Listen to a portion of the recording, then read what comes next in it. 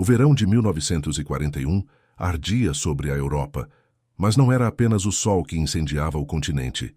Era a chama da conquista, um fogo inextinguível que queimava as fronteiras e pulverizava a esperança.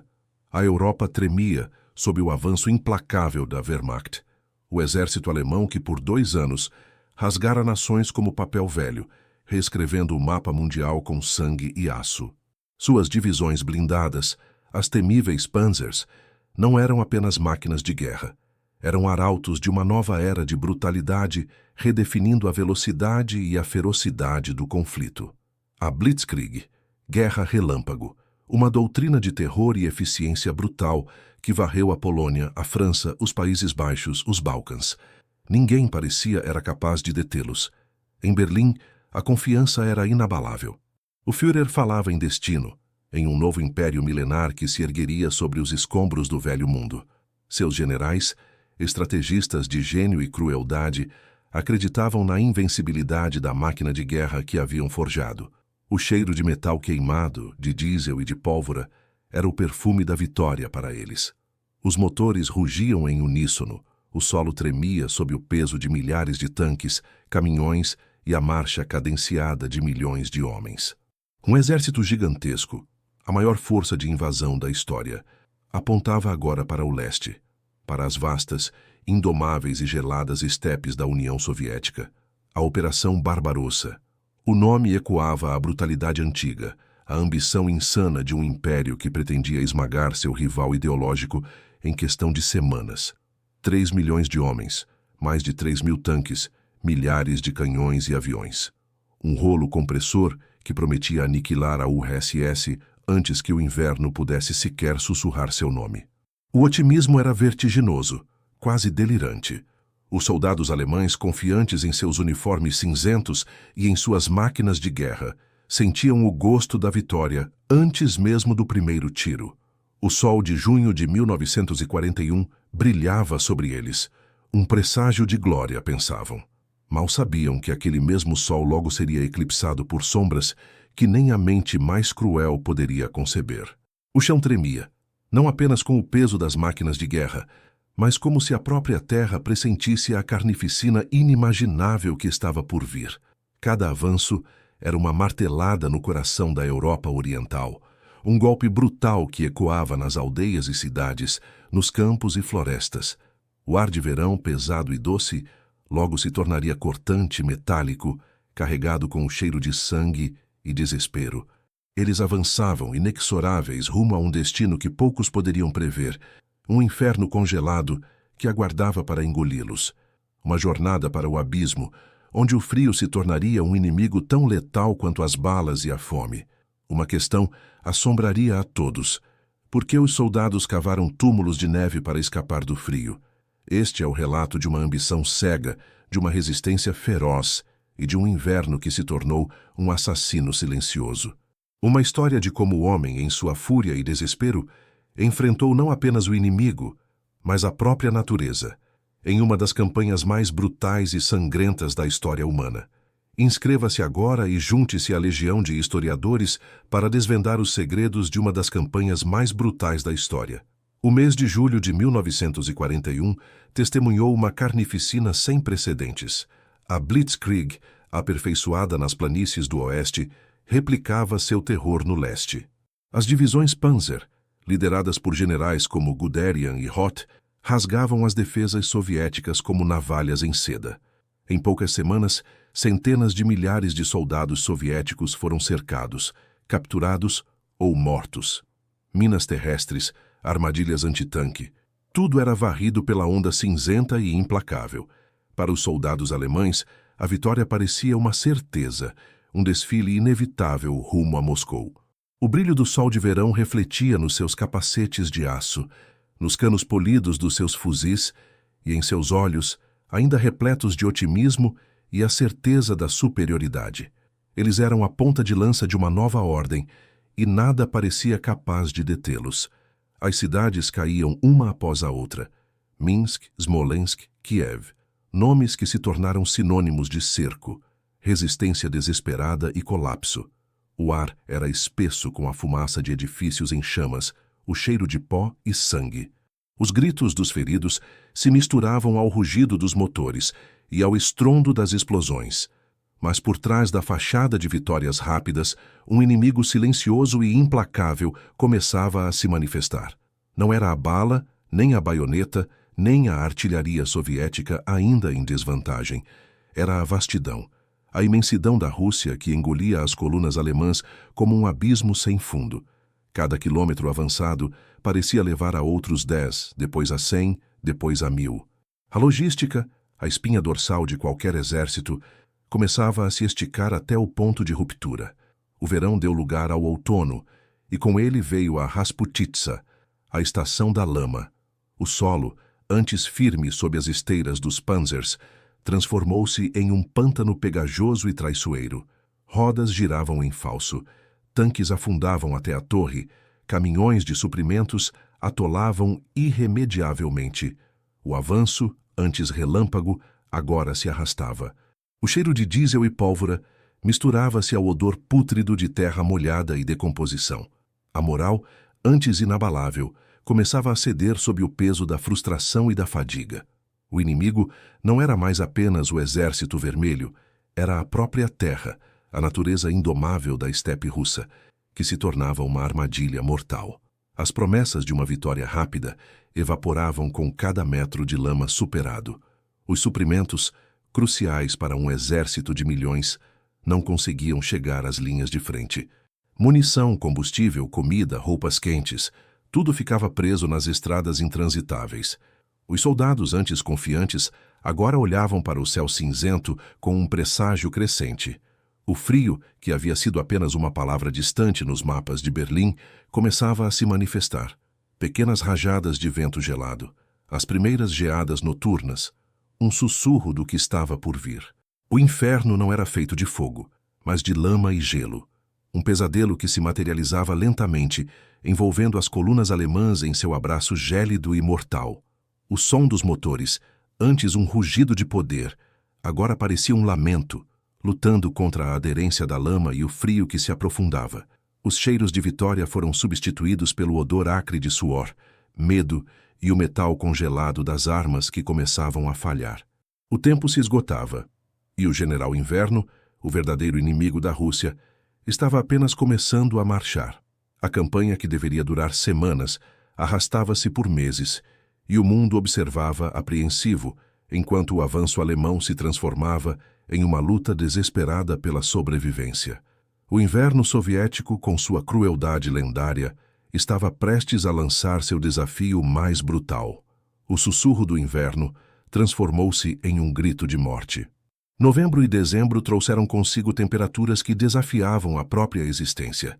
-20, -30, -40 graus Celsius. O ar cortava a pele como lâminas de gelo. O diesel dos motores congelava. O óleo das armas virava uma pasta inútil. Os lubrificantes falhavam. As culatras emperravam. Os fuzis Mauser, as metralhadoras MG-34, as pistolas Luger, todas as máquinas de guerra alemãs, projetadas para as planícies da Europa Ocidental, agora se recusavam a funcionar no inferno congelado do leste. O metal, antes um símbolo de poder, tornava-se uma armadilha fria, queimando a pele exposta ao toque. A Blitzkrieg, a guerra relâmpago, definhava sob o peso da neve e do frio. Não havia mais avanço rápido. Cada metro conquistado era uma batalha não apenas contra o inimigo, mas contra a própria natureza. As botas, inadequadas para o gelo e a neve profunda, causavam congelamento severo. Os uniformes, leves demais, ofereciam pouca proteção contra o frio que penetrava os ossos. O cheiro de suor e medo misturava-se ao odor metálico da neve e à fumaça de fogueiras improvisadas, onde os homens tentavam em vão aquecer seus membros dormentes. A fome, antes uma preocupação distante, tornava-se uma realidade diária. As rações diminuíam e a logística colapsava sob o peso das estradas intransitáveis. E então, o contra-ataque. O Exército Vermelho, exausto, mas endurecido e agora lutando em seu próprio território, adaptou-se. Seus soldados, acostumados ao inverno brutal, surgiam das florestas e da neve como fantasmas. Equipados com casacos acolchoados, valenque, botas de feltro e esquis, eles se moviam com uma agilidade que os alemães, presos na neve, não conseguiam igualar. O som dos gritos de guerra soviéticos, o Urra, ecoava pelas florestas brancas, um presságio de morte para os invasores congelados. As emboscadas se multiplicavam. O combate, antes mecanizado, voltava à brutalidade corpo a corpo, onde a resistência soviética se revelava em sua forma mais visceral. O horror se manifestava em cada floco de neve, em cada lufada de vento. Milhares de soldados alemães sucumbiam não às balas inimigas, mas ao frio. Congelamento, gangrena, hipotermia, corpos empilhados, rígidos como estátuas de gelo, à beira das estradas onde a neve os enterrava lentamente. A esperança se transformava em desespero, o otimismo em um vazio gélido. As ordens de Berlim não recuaram um passo. Pareciam um eco distante e cruel para homens que mal conseguiam sentir seus próprios pés. O impacto psicológico era devastador. Soldados antes invencíveis viam seus camaradas sucumbir ao frio, à fome, à doença. A disciplina começava a ruir. Aldeias inteiras eram incendiadas, suas cinzas misturadas à neve, seus habitantes dispersos em uma fuga desesperada. Mulheres, crianças, idosos, civis que se tornaram vítimas invisíveis, arrastados para o abismo de um conflito que não era deles. O cheiro de fumaça e carne queimada pairava sobre as ruínas, um lembrete constante da crueldade humana. O inverno não escolhia lados, ele abraçava a todos em seu manto mortal. Para os alemães, a Rússia se revelava não como a presa fácil que esperavam, mas como uma armadilha colossal, um labirinto branco onde cada passo poderia ser o último. A promessa de um novo império se desfazia em um pesadelo de gelo e morte. A cada dia, a cada noite, o frio apertava seu abraço. Os soldados, sem abrigos adequados, sem roupas quentes, sem comida suficiente, começavam a buscar a única forma de proteção que a terra congelada oferecia. O chão, antes visto como um obstáculo, agora se tornava um refúgio. Eles começavam a cavar, não para atacar, não para defender posições estratégicas, mas para sobreviver, para escapar do frio que os consumia, para encontrar um mínimo de calor, um sopro de vida, em um mundo que havia se transformado em um túmulo branco. Não eram trincheiras de ataque, nem posições defensivas cuidadosamente planejadas. Eram buracos na neve, covas improvisadas, escavadas com a urgência desesperada de quem busca um último refúgio. Pequenos túmulos temporários, onde a vida se agarrava a um fio tênue. O solo congelado, impenetrável, forçava-os a usar a neve como seu único escudo.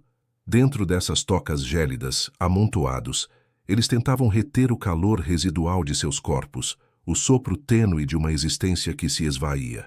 O cheiro de corpos suados e não lavados, misturado ao odor acre de urina e de tabaco barato, criava uma atmosfera sufocante, mas era preferível ao abraço mortal do exterior.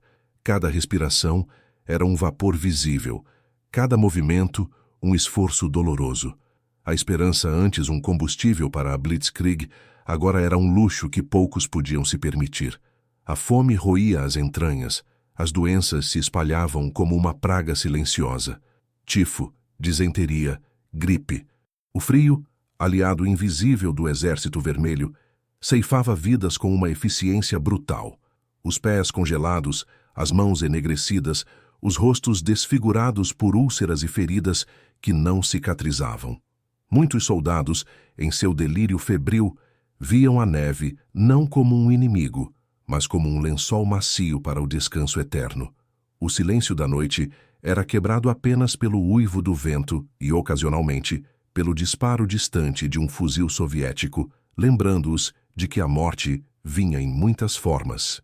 Enquanto os alemães se enterravam na neve, os soviéticos se moviam com uma ferocidade renovada.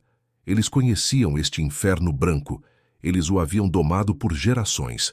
Com suas valenque e casacos acolchoados, eles eram os mestres da estepe congelada.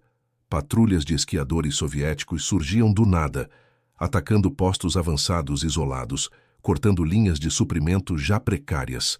O cheiro de pólvora soviética, misturado ao ar gelado, significava morte súbita.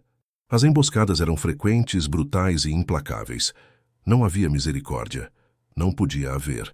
Para os soviéticos, cada soldado alemão era um invasor, um demônio do oeste que devia ser expulso ou destruído. A vastidão da Rússia se tornava uma armadilha perfeita.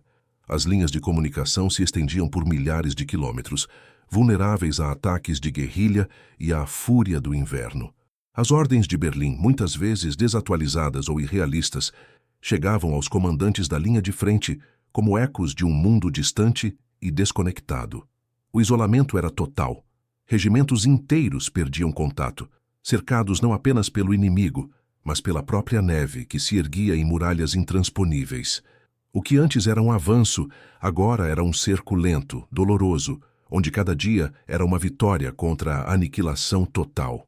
A disciplina, antes o orgulho da Wehrmacht, começava a desmoronar sob o peso da privação. O saque de aldeias tornava-se comum, a busca desesperada por qualquer coisa que pudesse aliviar a fome ou o frio. A linha entre combatente e civil se tornava indistinta na brutalidade da guerra total. E em resposta à crueldade, a resistência soviética se tornava ainda mais feroz.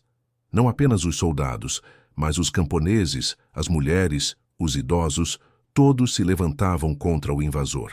A vingança era um fogo que queimava mais forte que o frio.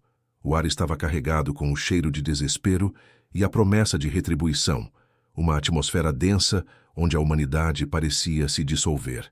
Os túmulos de neve eram mais do que abrigos. Eram símbolos de um sonho desfeito, de uma ambição que se chocou contra a realidade implacável da natureza e da resistência humana. A máquina de guerra alemã, outrora invencível, estava agora presa, congelada, sangrando lentamente nas vastas extensões da Rússia. O inferno congelado havia se tornado sua nova realidade, uma prisão sem grades, onde o inimigo não era apenas o homem do Exército Vermelho, mas o próprio elemento, o tempo, a fome e a desesperança que se infiltrava em cada alma. O inverno não perdoava, e a guerra, em sua forma mais primária e brutal, estava apenas começando a revelar suas profundezas mais sombrias. O cerne do conflito não era mais uma linha de frente definida, mas uma miríade de infernos particulares, espalhados pela estepe congelada. As grandes batalhas da Blitzkrieg deram lugar a escaramuças brutais, emboscadas mortais e combates corpo a corpo na neve que virava lama com o sangue. Os Panzers, antes o terror da Europa, agora eram pesadas carcaças congeladas, seus motores relutantes em girar, suas armas emperrando no frio insano. O som do clique seco de um ferrolho que falhava era um prenúncio de morte certa. O ar pesado com o cheiro de suor, pólvora e medo era cortado por gritos, não de vitória, mas de dor e desespero. A cada disparo soviético, a cada baioneta que brilhava na névoa, a cada silhueta camuflada na neve, o terror se aprofundava. Para os soldados soviéticos, cada metro de neve era território sagrado. Eles lutavam não apenas pelo regime, mas por suas famílias, suas casas, pela própria existência de sua nação. Seus olhos, endurecidos pelo frio e pela dor, ardiam com uma determinação implacável. Eles conheciam este inferno branco, o haviam domado por gerações, e agora ele se tornava seu aliado mais letal. Enquanto isso, para os civis, a guerra era uma máquina de moer vidas. Mulheres e crianças, antes meros espectadores, agora eram vítimas diretas. Seus lares em cinzas, seus entes queridos massacrados. O cheiro de fumaça e carne queimada pairava sobre as ruínas, um lembrete constante da barbárie que se alastrava. A fome era uma companheira constante, o medo, um véu sobre cada olhar. O impacto psicológico era devastador. A imagem do invencível herói da Blitzkrieg desintegrava-se com cada membro congelado, com cada camarada que caía não por uma bala, mas pela hipotermia.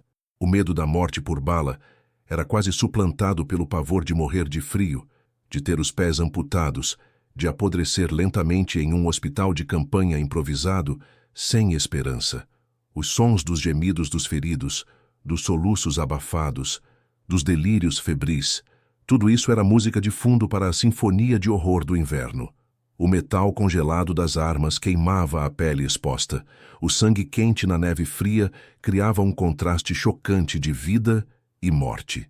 A vasta estepe russa, com suas distâncias brutais, transformava cada avanço em um isolamento progressivo. As colunas alemãs, outrora coesas, agora se fragmentavam em bolsões isolados, ilhas de desespero em um mar branco. Era o cerco, não de uma cidade, mas de um exército inteiro engolido pela imensidão. Os suprimentos, já escassos, quase não chegavam. A gasolina para os tanques, as balas para os fuzis, a comida para os homens, tudo era um luxo inatingível, um sonho distante.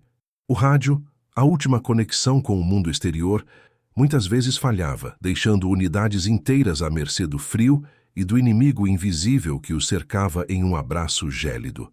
A sensação de abandono era palpável, um veneno que corroía a moral restante, transformando a disciplina em desespero. Em sua desesperada luta pela sobrevivência, a crueldade se intensificava. Execuções sumárias de prisioneiros, represálias impiedosas contra civis que resistiam ou simplesmente estavam no caminho. O código de guerra se desfazia sob o peso da privação e do desespero. Mas a resistência soviética também endurecia, tornando-se ainda mais implacável. Cada aldeia, cada floresta, cada monte de neve parecia abrigar um atirador ou um grupo de partisãs. A guerra não era mais apenas entre exércitos, era entre um invasor exausto e uma nação inteira que se recusava a cair, que respondia à crueldade com uma fúria ainda maior. O som de tiros solitários, o brilho de uma baioneta na névoa, o grito abafado, a morte espreitava em cada sombra, em cada floco de neve. A vastidão russa havia se tornado uma armadilha gigantesca e as paredes se fechavam. A armadilha se apertava, não com paredes de pedra, mas com o gelo e a neve que se acumulavam. Cada dia era uma batalha contra a inanição. As rações, já miseráveis, tornavam-se inexistentes.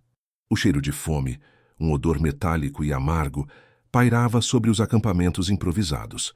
Soldados, antes altivos, agora vasculhavam a neve em busca de qualquer coisa comestível. Raízes congeladas, pedaços de couro, até mesmo os restos de cavalos abatidos que haviam sucumbido ao frio. A dignidade humana se esvaía, substituída pela urgência primária da sobrevivência. O som de estômagos roncando era uma trilha sonora constante, mais assustadora do que o rugido distante da artilharia. Os rostos, antes bronzeados pelo sol do verão, estavam agora pálidos, marcados pela desnutrição e pela desesperança. A escassez de combustível paralisava não apenas os tanques, mas os caminhões de suprimentos, os aquecedores de campanha, a própria mobilidade do exército. O metal dos veículos, antes um símbolo de poder, agora refletia a luz gélida do sol como monumentos à imobilidade. O cheiro de diesel queimado era uma memória distante, substituído pelo odor acre da lenha úmida e do fumo que saía das fogueiras ineficientes. A cada dia, mais homens sucumbiam às doenças que se alastravam rapidamente: tifo, disenteria, pneumonia. Os hospitais de campanha, sobrecarregados e sem suprimentos, tornavam-se meros depósitos de moribundos. O som da tosse incessante e dos gemidos de dor era um coro macabro que acompanhava a marcha lenta da morte. Enquanto os alemães se afogavam em seu inferno congelado, os soviéticos, com suas novas divisões siberianas treinadas e equipadas para o frio extremo, lançavam contra-ataques devastadores. Eles emergiam da névoa e da nevasca como lobos famintos, seus fuzis Mosin Nagant e submetralhadoras PPSH-41, lubrificados com óleos especiais para o inverno, funcionavam sem falhas. O som dos disparos contínuos e dos gritos de "Urra!" ecoava pela paisagem branca, um som que gelava o sangue dos invasores. O combate corpo a corpo era brutal, sem quartel. Baionetas contra baionetas, punhos contra punhos, na neve que rapidamente se tingia de vermelho. A vingança soviética era tão fria e implacável quanto o próprio inverno. Nas profundezas dos bunkers improvisados, a tensão era palpável. Os comandantes alemães, antes confiantes, agora enfrentavam um dilema cruel. As ordens de Berlim eram inflexíveis, não recuar 1 centímetro, mas a realidade no terreno era um pesadelo de neve, fome e morte. O marechal de campo Erich von Manstein, o general Heinz Guderian, homens de ferro que haviam liderado a Blitzkrieg à vitória, agora viam suas estratégias desmoronar diante da força implacável do general Inverno e da resiliência soviética. O cheiro de cigarros baratos e café amargo preenchia o ar, enquanto mapas manchados de suor e frustração eram examinados sob a luz bruxuleante de lampiões. A moral das tropas desintegrava-se. A disciplina, antes o pilar da Wehrmacht, cedia lugar ao desespero. Desertores, embora raros, começavam a aparecer, arriscando a execução por uma chance mínima de sobrevivência. Os soldados cavavam seus túmulos de neve não apenas para se proteger do frio, mas para se esconder, para escapar da realidade brutal que os cercava. Para muitos, a morte se tornava uma libertação, um fim para o sofrimento interminável. O cheiro de corpos sujos, de feridas infeccionadas, de excrementos congelados, tudo isso contribuía para um ambiente de miséria absoluta. A humanidade, em sua forma mais vulnerável, exposta à fúria da natureza e à brutalidade da guerra. A cada dia, a cada noite, o cerco se tornava mais apertado. Unidades inteiras eram aniquiladas, suas posições varridas por ataques de artilharia soviética e assaltos de infantaria. O som das explosões era ensurdecedor. As chamas dançavam na escuridão congelada, iluminando cenas de horror indizível. O inverno, que antes era apenas uma ameaça, agora era uma presença constante, um inimigo tangível que ceifava vidas sem piedade. O que restava da outrora orgulhosa Wehrmacht era um exército de fantasmas arrastando-se pela neve, seus olhos vazios, seus corações cheios de um medo gélido. A promessa de vitória relâmpago havia se transformado na condenação de um inverno sem fim. As decisões se tornavam mais difíceis, mais sangrentas. Retirar-se significava desobedecer ordens diretas do Führer, arriscar a corte marcial e a execução. Ficar significava a aniquilação certa, a morte lenta por congelamento e fome. O peso dessas escolhas esmagava a alma dos comandantes, que viam seus homens se desintegrar diante de seus olhos. O cheiro de desespero era tão forte quanto o cheiro de pólvora. A vastidão russa, com sua indiferença brutal, havia se tornado o palco para o colapso de um império, e o inverno, seu carrasco silencioso, estava apenas começando a cobrar seu preço final. O clímax se aproximava, não em um confronto glorioso, mas em um lento e agonizante abraço da morte. O inverno soviético não era apenas um inimigo, era um carrasco que lentamente apertava o laço. A promessa de uma vitória relâmpago havia se desfeito em um pesadelo de neve e gelo. O clímax não veio com um confronto glorioso, mas com a lenta e brutal desintegração de um exército. As ordens de não recuar 1 centímetro de Berlim soavam como um eco distante, irreal, para os homens que sentiam seus ossos congelarem sob os uniformes esfarrapados. A cada tentativa de contra-ataque alemão, a cada esforço para estabilizar a frente, a resposta soviética era um tsunami de fogo e fúria, impulsionado por um ódio que o inverno só fazia intensificar. O cheiro de metal queimado misturava-se ao da carne humana em decomposição, um odor nauseante que assombrava os sobreviventes. A luta era desesperada, primal. Os soldados alemães, exaustos, famintos e congelados, se agarravam a cada palmo de terreno com a tenacidade de quem luta não por ideologia, mas pela própria vida. Mas a resiliência soviética, alimentada pela defesa de sua pátria, era inquebrantável. Os ataques soviéticos vinham em ondas, implacáveis, impulsionados por metralhadoras PPSA-41, que cuspiam fogo sem parar, e pela artilharia que martelava as posições alemãs com precisão brutal. O som das explosões era ensurdecedor. Os estilhaços voavam como uma chuva de navalhas. A neve, antes branca e pura, agora era um campo de batalha tingido de vermelho, um testemunho silencioso da barbárie. O ar estava carregado com o cheiro acre de pólvora, sangue e o suor frio do desespero. A decisão de recuar, de abandonar o avanço que havia custado tanto, Era uma afronta à doutrina militar alemã e às ordens diretas de Hitler, mas a realidade no chão era inegável. Os generais, como Guderian e Manstein, lutavam contra a insanidade das ordens que vinham de milhares de quilômetros de distância, enquanto viam seus exércitos se desintegrarem. O peso de vidas humanas, de milhares de homens que se tornavam meros números em relatórios de baixas, recaía sobre seus ombros. O cheiro de fumaça de cigarros e café amargo preenchia os bunkers, enquanto a luz bruxuleante dos lampiões revelava mapas manchados de sangue e lágrimas não derramadas. A escolha era entre a lealdade cega e a sobrevivência de seus homens.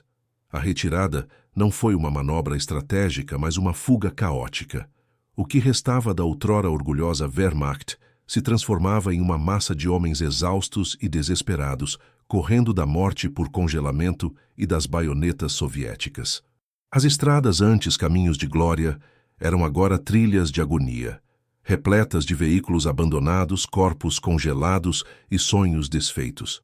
Cada passo na neve era uma tortura, cada respiração um esforço.